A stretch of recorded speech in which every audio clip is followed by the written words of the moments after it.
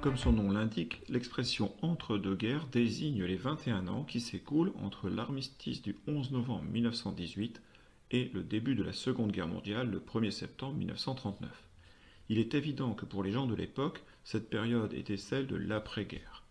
Une date importante coupe cette période en deux parties de même durée. Le 24 octobre 1929 a lieu le krach boursier de Wall Street, qui précipite les USA d'abord puis le monde dans la crise économique après une décennie de développement. Ainsi, les années qui précèdent le krach sont celles des années 1920, surnommées les années folles, années au cours desquelles on profite, surtout dans les pays vainqueurs, du retour de la paix, du développement économique et de la certitude que la guerre qui vient de se terminer était bien la der des der, même s'il faut souligner que de nombreuses difficultés pèsent sur cette période. Les conséquences matérielles se font sentir longtemps dans la vie des populations. La reconstruction des régions détruites prend plusieurs années. Les traités de paix, en particulier le traité de Versailles, ont redessiné la carte de l'Europe sur le principe du droit des peuples à disposer d'eux-mêmes, mais de nombreuses tensions subsistent. La révolution russe de 1917 a fait naître l'espoir d'une société meilleure chez beaucoup, et une vague de tentatives révolutionnaires traverse l'Europe dans l'immédiate après-guerre.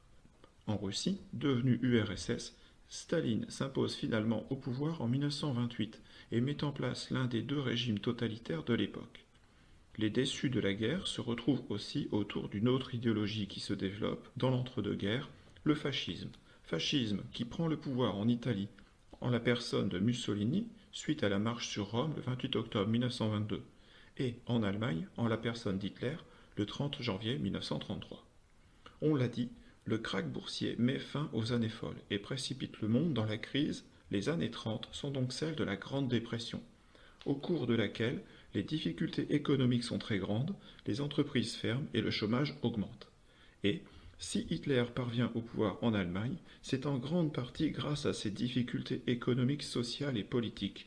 Il se pose, en fait, comme le dernier espoir des Allemands pour s'en sortir. Partout avec la crise, les extrémismes gagnent en audience. En France, suite aux émeutes du 6 février 1934, qui peuvent passer pour une tentative de coup d'État de la part des ligues d'extrême droite, les partis de gauche s'unissent et remportent les élections de 1936. Le gouvernement de Front populaire gouverne à peine 2 ans, mais réalise des réformes qui modifient profondément la condition ouvrière. En Espagne, la victoire de la gauche aux élections de 1936 provoque un coup d'État militaire et une guerre civile de 3 ans.